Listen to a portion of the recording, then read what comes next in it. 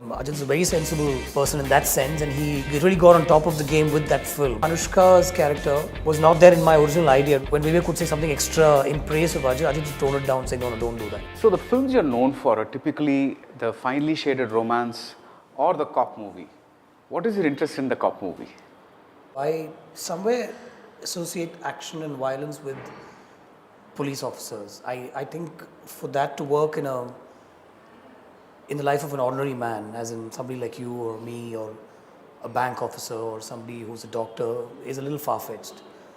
He might see something violent happening, which is also a rarity, but with policemen, with cops, you can actually explore the possibility of getting into a violent zone, or there's action, there could be a thriller moment and stuff like that. So since I try and keep it as real as possible, I'm fascinated by writing a cop story when I want to do an action film. But there are a lot of films in Tamil cinema that come out where ordinary men are action heroes as well, right? That doesn't interest you? Not so much. And then I think maybe the few that really worked for me already been done. Okay. Might not be a great example, but I liked Run a lot. Right. So then if I'm thinking of anything else, the maximum I could do is a boy who falls in love with a girl and has a spat with his brother. Right, so, right. But if I want to go, the whole hog with gangsters and cops and maybe even a Dhiran-like film, a cop story works. Let's take your cop trilogy, right? When you made your Kaka Kaka with Surya, he was not yet a very big established star. So you were fairly free to play around with this character. When you did Vetiyadu Vilayadu with Kamal Haasan, he is an actor that's known for doing slightly different things. So he's not, the audience isn't going to take him to task. But when you get a star like Ajit, and especially in today's milieu of Tamil cinema, which is much more, I would say, mass-oriented than it was maybe even 10 years ago, did you wonder at any point, like you're introducing him in business class and he's speaking so much English and all those kinds of things, those little things, did that, nobody got cold feet at any point? No, Ajit was always telling me, I'm coming to do a film with you. I don't want you to change anything around for me. And then people will say, that you did it for me. So we discussed something like a Vetiyadu, an extension of the same character, and he liked the idea. And we set it up. And there were a lot more lines in the film that didn't make it to the final cut, which when I was reading the scene out and I said, this is what you would say, he would say, no, see, again, here you're towing the line. Let's not do this. Let's tone it down. You're doing it only for me and stuff like that. So there was no tweaking the script to suit Ajit's mass image or anything like that at all. Not on Enai. I have a question simply because, you just mentioned mass image and all that. And there's usually this thing about, will the audience accept such a thing, right? Or will this hero's fans accept such a thing? Now, you have your cop movies, one of the things about them is they show the cops not just as macho people, but also very vulnerable and romantic people. So, like for instance, there's this place where there's that big sickle kind of thing that gets into Ajit's leg and foot and stuff, and he ends up in a hospital. Now, these kind of things, there was never any doubt that this was exactly the way you were going to go. Is that? Yeah, there was never any doubt. He had no issues with this. Okay. I've never really bothered about the mass image of the heroes. Even with Kamal sir, we made him to a large extent vulnerable. Yes, we did bring in the instinct factor and the fact that he knows a lot. But there were moments when he's desperate and, right, which ideally you wouldn't have seen in some other kind of film. And I think, obviously, I shouldn't even be saying it, but Ajit's a very sensible person in that sense, and he really got on top of the game with that film, and it was exactly as the way we envisioned it right from the word go. The climax we left a little open, and the producer wanted to shoot the climax at the harbour and make it really big and all that. But when I told him this is how it ends, it should end where it began, we narrowed it down to the house. He loved the idea. So he was completely with me on that film. If I had tweaked it a little more, maybe in that sense, that's what the audience likes, or the generally larger audience, maybe the film would have done better, I don't know. But I stuck to what I felt was true about the film, So the parts where Anushka says, he's so handsome, all that kind of stuff. Need help? That's also, you did it for the audience. It's just it was written into the script. I think it's what I felt also, just generally interacting and talking to him. I think he's a really good looking guy, and I didn't have any doubts that a woman would feel the same way. There were a couple of things like, Anushka's character was not there in my original idea. It was just between Satyadev and Himanika and the child and Victor and the villain and all that. But Anushka was already signed on to do a film with Ratnam and Ajit sir. So when I went in, they already said Anushka. But I wanted to cast Trisha in the role of Hemanika. So I had to kind of weave Anushka into the story, which, if you ask me in retrospect, that's the thing that I felt didn't work with the film. Later, it was okay. When she comes into that house and when Unakenna Venum Sulu plays back in the other version and all that, it worked for me.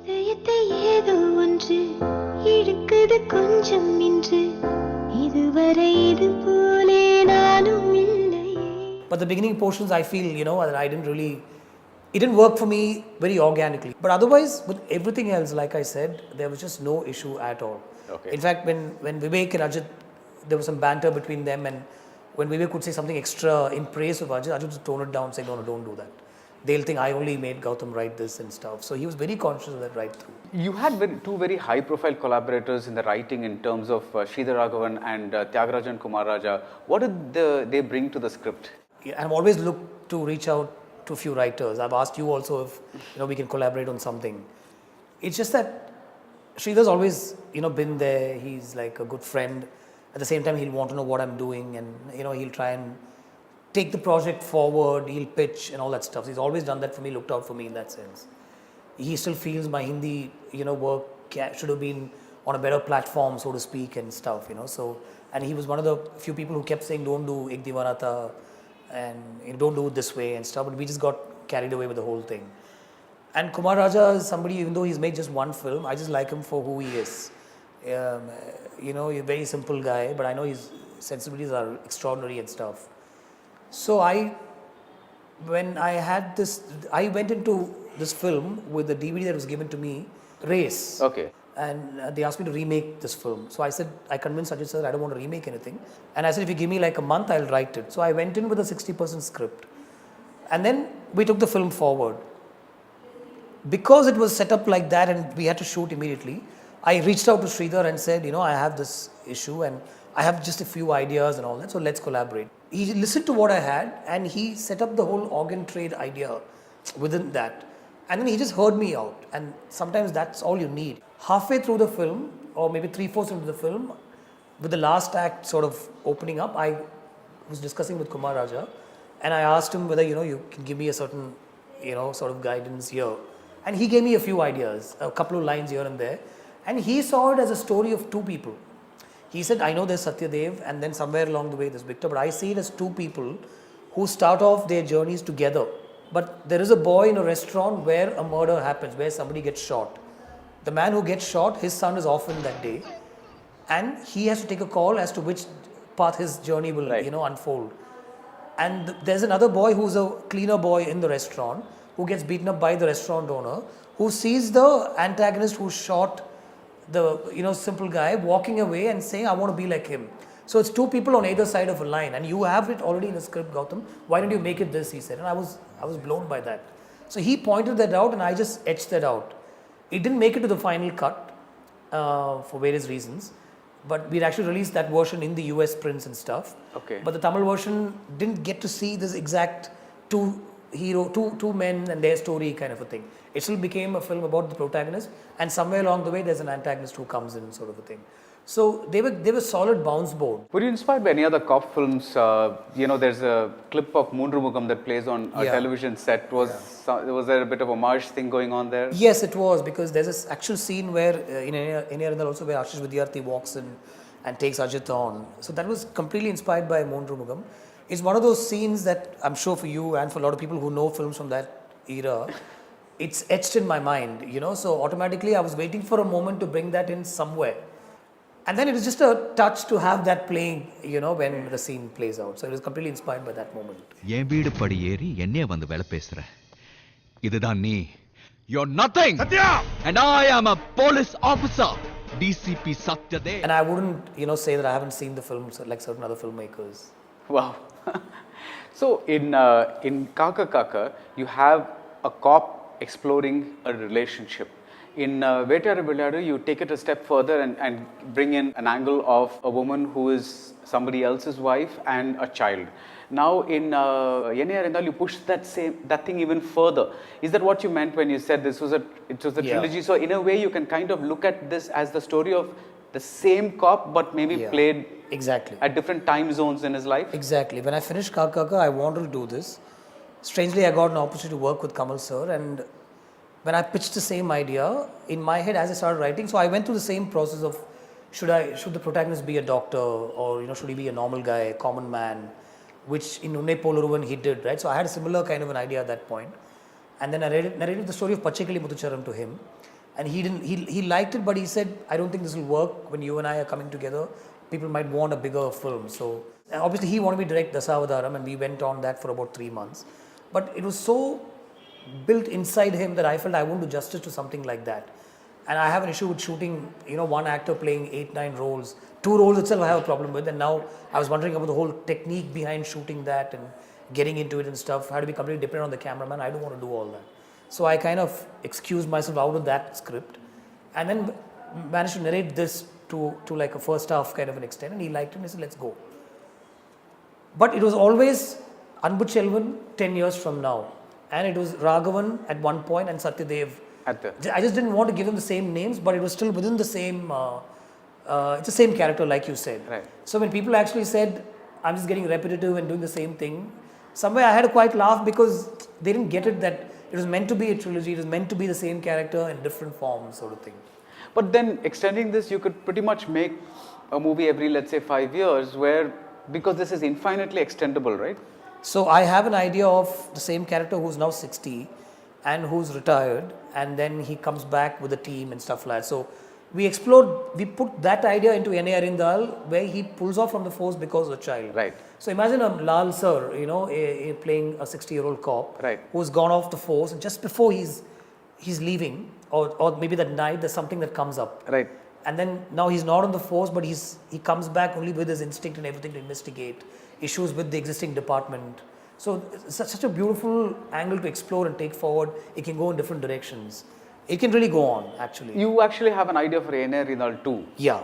Okay. I have an idea for Enai Arindal 2. It's a 30% script now, and I promise Ajit sir the next time I come to it will be a full-bound script. Okay. Because he did wait a very long time for the climax. For the last act, he kept asking me, and I thought he was a little bothered by that.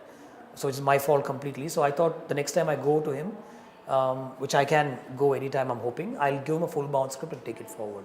So let me ask you about one particular point in the screenplay where Victor discovers that Satyadev is a cop, right? So because he's thinking he's a friend till then. Now, in today's day and age, when it's already revealed to, that Ajit is playing a cop, it's a reveal actually only to Victor in the story, not to the audience. True. Because they already know that this is. Do you think that kind of, did you anticipate? No, I think the screenplay was wrong. I toyed a lot with that to change it around. But then so if you notice in the first 10 minutes, we're trying to sort of mask the fact that, but we are actually putting him in the right places. Right. He's actually outside Anushka's house. Yeah. He comes and meets a few people who are very cop-like. Yeah. But I'm hoping audience will think, okay, something bizarre is happening. So he says, keep an eye, keep a watch, gets into a car and he heads off from there. Right. And then at the coffee shop, he's sitting and Victor comes in, there's a fight sequence. And then to Anushka, he starts to talk. Even then, we don't reveal. The bizarre aspect is, Ratnam sir wanted to call this film Satyadev IPS. So I'm trying to tell him, sir, as it is, it's only a reveal to the character. The audience already knows, I'm sure the word will go out, it'll all be for the first show only because it's an Ajit film. It's the mass audience which the word will go out, right? So I still feel given a chance, given a shot at probably a Hindi version, a screenplay would be different. Like I wouldn't try to hide the fact that there's a cop who's the protagonist and stuff like that. Your heroines are like idealized women, but in a way the father characters in your films are even more idealized. They're wonderful people. They have the best advice to give, and even here, Ajit not only has a great father in Nasir, he himself becomes a great father. Have you ever thought of having a father who is not so perfect?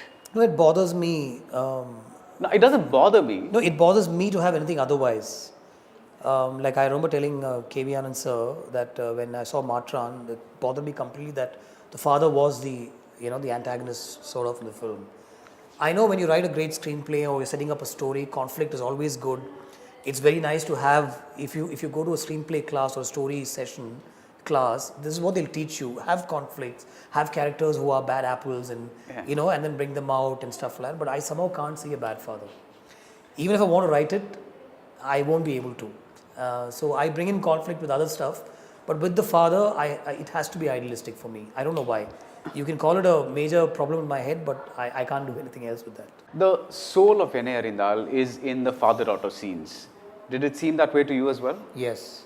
Even though it's a cop movie, you saw it as a story between a father and a daughter. That's what I narrated to Ajit sir. I said he's left with this child who's not biologically his child. He gives everything, he puts out everything for her, leaves the force for her. They take off on a journey and then he's brought back because of a friend's daughter going missing and something unravels. So this is what he heard and it's what he liked. So that was the story. So obviously in this story I have to have a woman. I made her like a very Shobana-esque kind of a personality. She's arrogant about her work, but she's a sweetheart. And then they fall in love. So the whole Anushka angle was brought in later because there was an actor who was already been signed. So this was a story and that's why we focus a lot more. We travel the length and breadth of all those locations that you see in that song, actual locations where they travel from Chennai to wherever they end up in that school and he's a teacher and she's a student.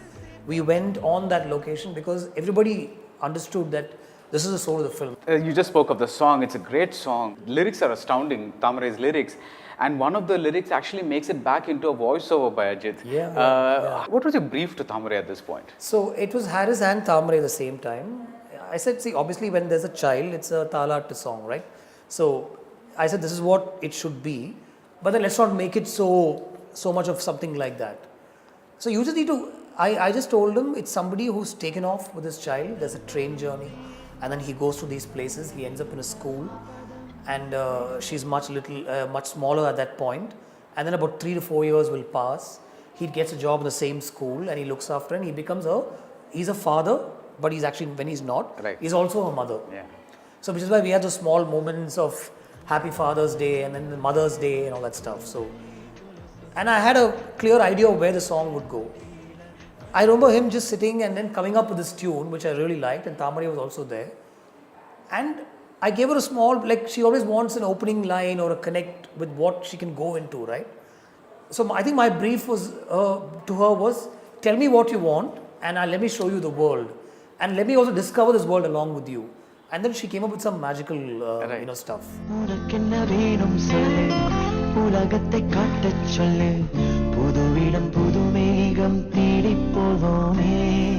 It was Harris' idea to come back with a sort of a version of the song when Anushka walks into the house because he felt the song was in Ajit's head and that's what should be playing to the audience when she walks back into the house.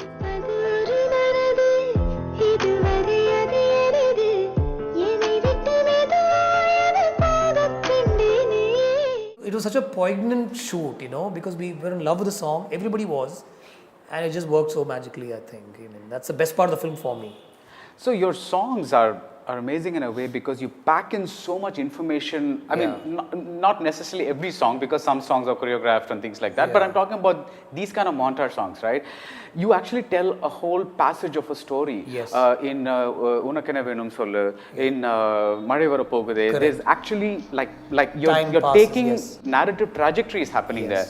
Do you ever worry whether the audience will just switch off during that time because and lose that thing? Because when people are used to getting things in terms of like scene, and that song happens and suddenly they think, oh, it's just a song, let me walk out and come back kind of thing. No, Bharat, never have I ever thought that they lose the connect. And it's also challenging to keep that audience in the theatre, right? So which is why visually it has to be stunning. There has to be a story. If there is no reason for the song to be there, it will not work. I'm very sure of that. Right. Even the choreographed, proper dance songs, I've given the choreographer a complete brief of what kind of choreography I want. And most of the songs I choreograph myself. Even a song like Omana Pinne and Hosanna and Vinnithandi, we had somebody with us who was an Irish sort of a choreographer. He didn't get it at all. So I was getting all the stuff done by Simbu. So I was telling Simbu, for this beat, bro, can you show me something like this? And I wouldn't want to show him by dancing, but I will get that stuff from him. I'll say, let's capture this.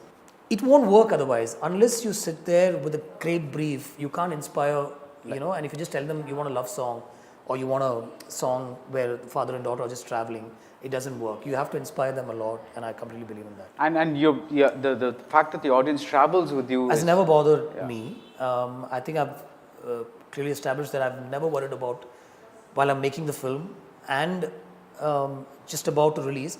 I don't do focus screenings, and I don't show the film to like 15 people and then discuss and cut and stuff.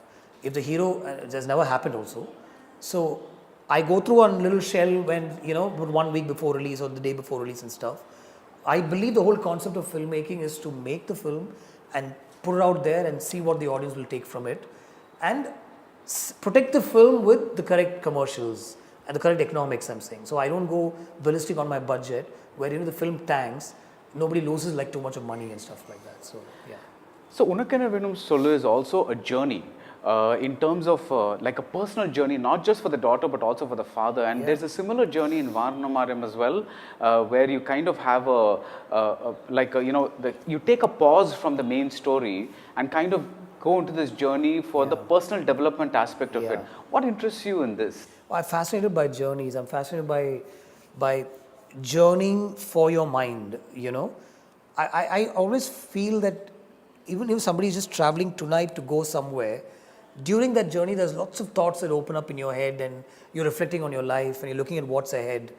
And for that 8 to 10 hours or for that 24 hours, and when you reach somewhere, you kind of move on to what the purpose of the journey was. But I'm fascinated by the whole travel angle, and with Varnamaram especially, with somebody, with substance abuse and getting and drinking and stuff like that, I decided I will not do a rehab scene. I said this guy will travel, he will explore, and then he will work on his physique to come out of whatever he's doing. We did speak to a couple of doctors who said yes, it is possible.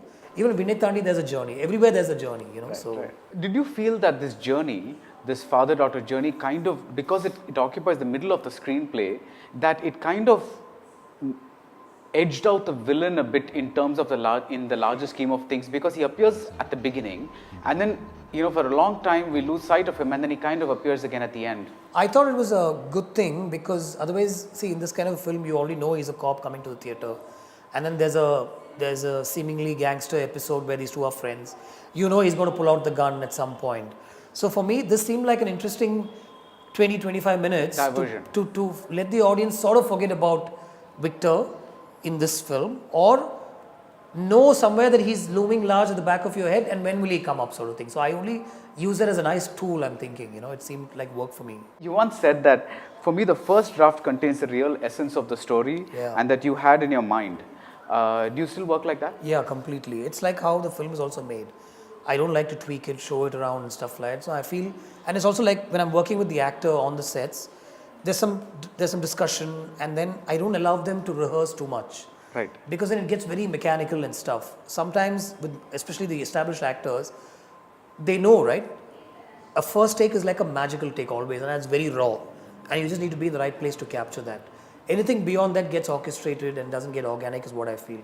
So likewise with the writing process, I feel whatever comes out of your head first, the second day if you revisit that, you're bound to change it. I don't revisit that. And I'm very impatient in the sense, once I have an 80% script, I'm turking for a producer or like-minded people like my team to greenlight and say, let's just go ahead and shoot. So that's how I worked in all my 14-15 films that I've done so far. There's one school that says, you do what you have to do and then leave it aside for 3 months and then come back to it and see. And I know that school, and I've heard that, I've studied about that and stuff. I don't think it'll work for me. Okay. It has to be very natural and organic, I think. So. And that's your first instinct? Yeah. Tell us about the voiceovers.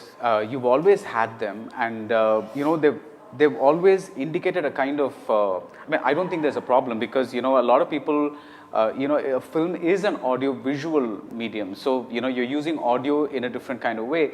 Where I'm interested in is, in this film, it's not just the voiceover of the adult cop, there's the voiceover of the child. There's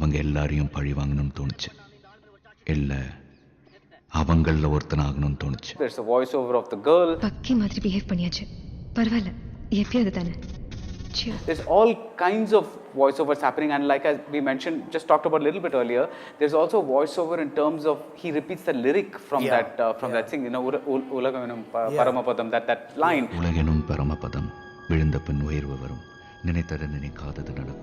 தெரிந்த சருணன். So, were you in this particular film, were you pushing how you were using voiceover so far, kind of like doing something more formal with it? Yeah, I've never seen it as a tool to avoid filming something or like a connect between scenes that I haven't thought of and stuff like that. It's designed to a large extent in the film when I write itself. I'm a huge fan of, I think, Shawshank Redemption, and it's left a huge sort of imprint in my head, like with the way Morgan Freeman's voice travels through the entire film. Right. Seen it many years ago, and that's sort of still etched in my head, right? So I've started writing like that. In this film, once we came to the dubbing stage, we had 2 sessions of one dubbing for the entire film and then dubbing for the voiceovers, where Ajit said he wants to stand over the mic kind of thing, you know, and give it like one third dimension kind of a thing, which really worked. I've actually pushed the voiceover to a big extent with Enai Noki Payum Thota. I mean, I've done stuff like now thirumbi paatha avana paathite irundha, that kind of stuff. I think it's a very Guy Ritchie kind of a treatment, and I thought, why not, you know, let's do that. And with Dhanush, it seems so easy to do that. Feminine characters are usually like 2 extremes. There's the delicate dance teacher like Himanika, Trisha, the Trisha character, or you find the other end, which is like a Vijay Shanti kind of action heroine. Is there a middle road? I'm not necessarily asking in your films, Yeah. but we don't see too much of a middle path for. Yeah, actually true, right? Is Aruvi a middle path kind of a heroine? I would still call Aruvi an angry heroine, though. Yeah, You know, because she is angry about a lot of things. So actually, roles for women are very, very less Yeah. good roles. I'm saying here, right? They're not etched out properly at all. I think a lot of Balachandra's films there'll be a Suhasini and there'll be a Sulakshana also. right. You know, that's the only example that I can think of. If you look at a film like Agni Nakshatram, both Nirosha and Amla have their own say with a lot of things. Right. She's bold enough to call out saying, you know, I love this guy and stuff like that.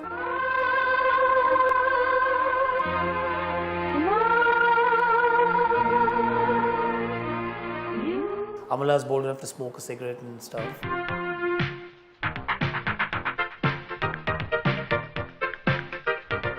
I think the middle path is Vinay Thandi Varva as Jessie, right? I think to a large extent. Probably, yes. Yeah, because she takes a couple of decisions and then she backs off. So I've shown her graph to be something like that, I think. Right. But I can't think of many other characters like that. I can't think of a good role for women these days, actually. All your cop films have this dimension of a dead wife or lover. Is this to introduce a kind of a tragic dimension to the hero in the sense of make the audience feel a little more for him, or is there something else? I think it's to show the danger associated with the work that he's in. I did, during Kakaga, I did speak to a lot of people. I did speak to one of the top cops and his wife, and she said, I've got threats on the phone saying your husband won't come back this evening, ask him to lay off and stuff like that. Now, Vella Podavan Pava and all that. So, this is all stuff that I've actually spoken to people who've been hardcore with their work. So, I thought, see, that's the thing again, right? If I show people being from a very normal sort of a setting, then loss will be in a sort of a different perspective. That's a very natural, death, right. or like the Varnamayaram father who has to die because he's got cancer. But the and stuff. Varnamayaram heroine, Yeah. she dies as well. Yeah, so that's where so for me, that's translated as a first love sort of a thing. Obviously, the concept of first love is because that the girl or the guy doesn't exist anymore as far as the relationship is concerned, right? Which is why you talk about it as your first love. Right. And then you move on and meet somebody else. For me, I've always translated that to death for some strange, bizarre reason. So instead of showing them as just being separated or moving away and they've gone off in life, I kind of convert that into, the woman completely gone. If I do that with the men, I think this question won't even come up later. But I haven't done it. I've only done it with the women. So it's just that. For me, that loss of a girl going away is equivalent to death. And how does this guy come out from that sort of a thing? Right, and it's interesting that in your films, both Varnamayaram and Enai Arindal, they act as a kind of catalyst in growth. The death actually results in not just mourning, but almost like a transformed behavior. Yeah, because in Enai Arindal is interesting because she dies on the night before the wedding. Strangely or conveniently, the girl insists on being with Ajit for that night. And then he goes looking for these guys, leaving the child in a hotel room. Right. And he's injured and he realizes he could have died. Transformation happens, he pulls out from the force. Yeah, so see, the problem right now is I'm getting into 3 films where I've done pretty much a similar thing, so which is why in Dhruva Nakshatram, I've not done that very consciously.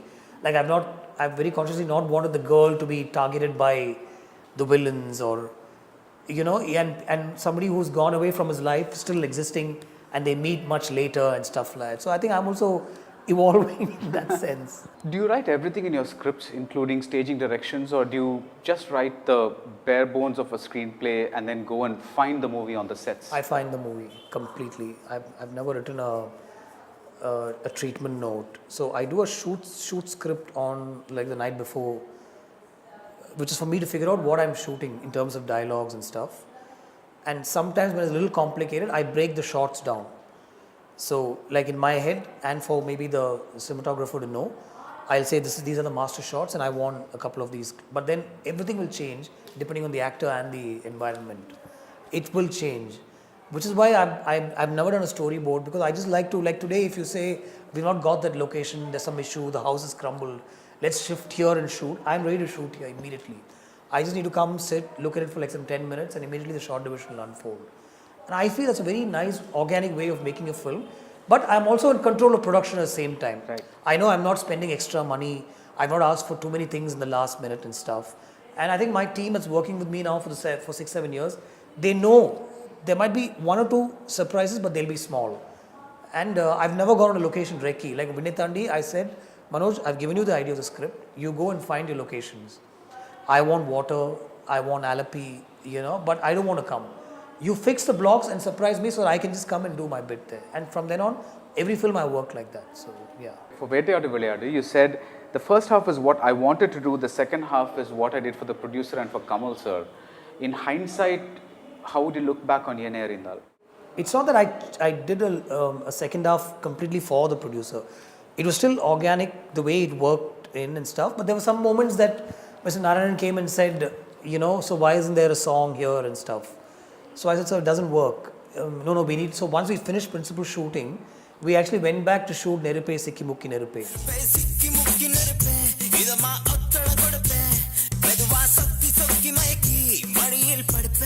And in the edit, what I did, I showed the journey of these 2 guys. They're shifting, they're moving trains, they and intercut that with one Goan kind of a setting, which we shot here actually. So those kind of small things were done.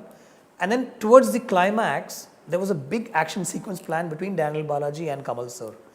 With Daniel Balaji's partner, the other guy, Kamal sir kills him, shoots him down, and then goes after him. And then I think that's about the point when Kamal sir started getting interested in the film. Because by then he'd seen a trailer, he liked what he saw. Till then I thought, he was like, what are these guys doing? Just making me walk and stuff like that. I don't think he got many scenes, like he was asking me, who's this, who's that? And I feel bad to say this, but then I think he was more focused on Dashavadaram at that time, and he wanted me directed. He was a little cross with me that I didn't say yes to him. I know he said, you're an ad filmmaker, so why can't you just direct material that's given to you and stuff. So even though there was respect and, I was completely a fanboy around him and treated him really well, and I kept asking him, can we do one more take and stuff like that, I didn't sense that sort of that embrace from him is what I'm saying, which I was longing for. So when I showed him the trailer, he was like, oh, and I saw that expression, he liked it. And then he said, how many more days of shoot? I said, we're done. The last 3 days, action sequence, showed him the whole, scene with the stunt choreographer and everything. And he said, why don't I just, so this is the end of the film, Gautham. There's a whole cat and mouse. I understand now what you've done and everything. Let's just finish him off in one shot. Why have a fight with me and him? Whatever it is, he's a younger guy and stuff, no? And to show the prowess of a cop and everything. So I was a little bothered, but I knew it was not that he didn't want to shoot for the next 3 days, but he was making sense. And I was just hoping that he'd make me understand that. And he explained and he devised the whole thing, and that whole last sequence was an idea given by him. So then we worked out a situation where they come at each other and one chop, it's over.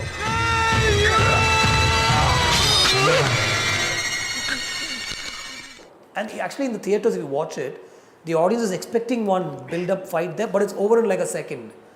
And it's over. And after that, he just goes and looking for where Jyotika is buried, right? So nothing was majorly changed because of the producer, but these kind of moments, you know, which when he said it, I had to change from what I had written and stuff like that.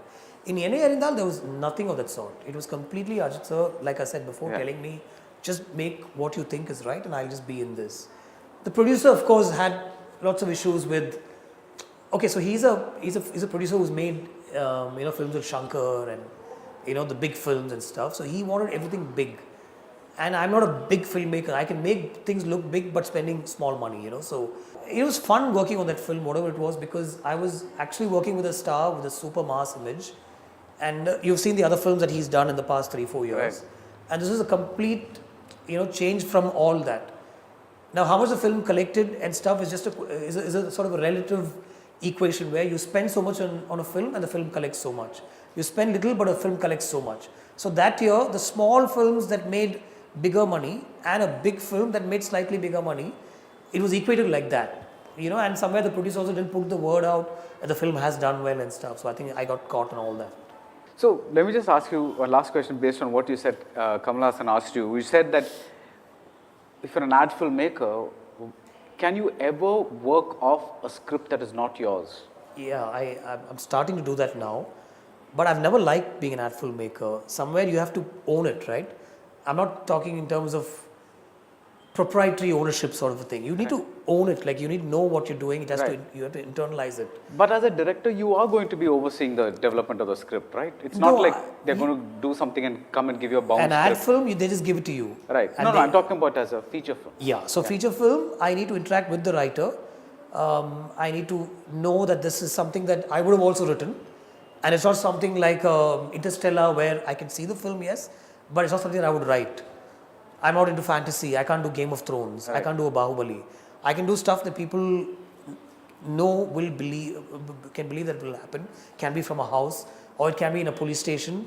I'm restricted in that sense. But I'm exploring now. So I am actually editing a film that Reshma has written completely. But it's something that I could have also written. Right.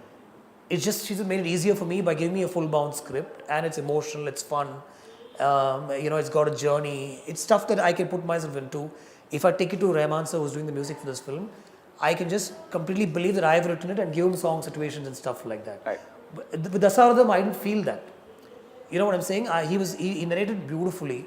There was so much of vision. There was Crazy Mohan, there was Sujata sir. There was a whole team of Kamal sir people, whom as people in the industry we've heard of. And I was in awe of them. And 10 days of discussion about the script. And I was sitting in those discussions. I was giving them suggestions. But at every point when I used to go back home, I remember telling my wife that I can't see myself doing this. I'm very worried. I don't want to shoot even double action of somebody. How can I set up 9 people? I have to be dependent on the cameraman. How will people take this? It's not mine. I was saying all that. So she just said, if that's what you feel, then just tell him. It's best to tell him. So I just disappeared for about 2 weeks. And then he spoke to somebody in the unit who told him that, I don't see the film happening and stuff. Then he called me back and said, okay, what do you have? And the police story, then I said, Panla, he said. So that's how that happened. I stopped doing ad films because when the soft drink ads come to me, I know I don't drink those soft drinks. And why am I just making, a film on that line? Okay. And they have concepts that don't really work. And you just, as a filmmaker and as a technician, you're setting up your shots, but your heart is not in that, right? So I felt I was not doing right by what I've learned and what I'm here for, right? So I stopped doing those films. There are some couple of small films that I've done where there's a father and son who go to the showroom to buy a bike and the dad is blind. No, I like that. This I thought was, workable. So the Pankaj Kapoor film that happened in Hindi, the Prakash Raj version I did in Tamil, and I like the script. Something like that I can own, and I find it relatable and stuff like that. So that's my issue. When people say it's a Gautham Menon film, Gautham Menon padam mari irukku, do you think that's a plus, or do you think that's kind of shows that people can easily say what kind of film you kind of make? It's an advantage these days, I feel. I've said this before. I keep a few motives here and there, right, which even in a Mani like Ratnam everybody, film, you will see. Like all major and filmmakers, I love that. yeah. For me, it's never a problem. It's not me thinking, why is he repetitive or why is he doing the same thing? Right. For me, it's a touch. And I think it's, obviously, if you look at what is this film? I think in Guru, right? There's a moment where, there's a Nayagan moment where he goes back and there's a picture on the mantle, which reminds you of the moment from Nayagan, right? I mean, obviously the man knows it. It's not like he's forgotten that he's done that, right? But I think it's a touch. I love that. So I don't mind the mechanical engineering angle, the heroes wearing, which I'm not doing now, but I'm just saying. So small touches, the way songs are handled, the way the women are dressed and all that, I don't mind doing that, I'm saying. Fantastic. Thank you so much. Thank you. It's always a pleasure to talk to you. You bring out a lot of stuff from me which takes me back to my earlier films and reminds me that there are certain ways to make a film. And I've had these, earlier interactions with you over emails and texts, and I was thinking of that as we were talking. Why did I start taking you seriously? Because I didn't know you at all, and I've somewhere never really cared for critics and stuff. But the way you looked at every film from that point made me take you very seriously from the beginning itself. And I would have a problem if somebody told me that, Bharadwaj didn't like your film. So for that one day, I'm actually looking to see what your review is more than anything else. Oh God, this is too much pressure. But thank you so much. No, please hate my film because it keeps me thinking, right? Okay, somebody doesn't like your film. Right. And if that's the collective audience feel also, it actually, it helps you to sort of step back and then move on to make something better. Yeah. Thank you.